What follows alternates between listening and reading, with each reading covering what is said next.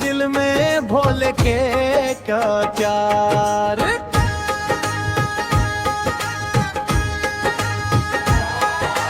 गंगा जल भर के निकलल बानी, भोले बाबा के नाम जपानी। देवघर नगरी लागे सुहावन, पूरा हो जाओ सब मन भावन। डगर डगर मन बोले जय शिव शंकर, दुख के अंधेरा भागे जाके बाबा के द्वार। भक्तन के संग हम चल धीरज धर के, बोलत रहब हरदम भोलेनाथ के प्यार। हर हर महादेव,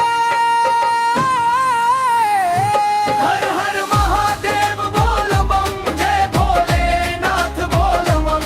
सावन में गूंजे नाम चल बाबा धाम। हर हर महादेव बोल बम, जय भोलेनाथ बोल बम। बाबा के कृपा से होई बेड़ा पार।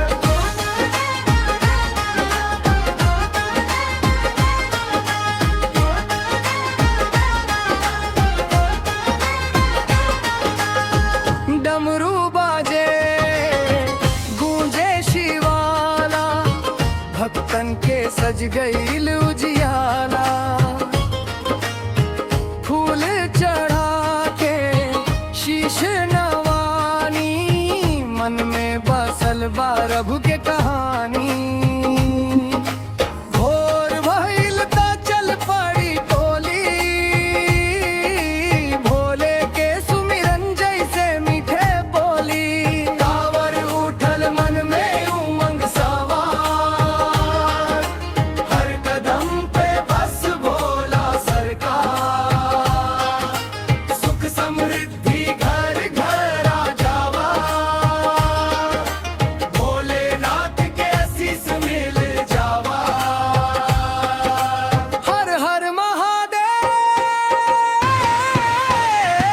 हर हर महादेव बोल बम, जय भोलेनाथ बोल बम।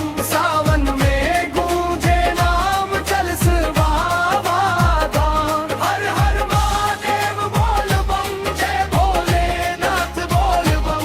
बाबा के कृपा से होई बेड़ा पार।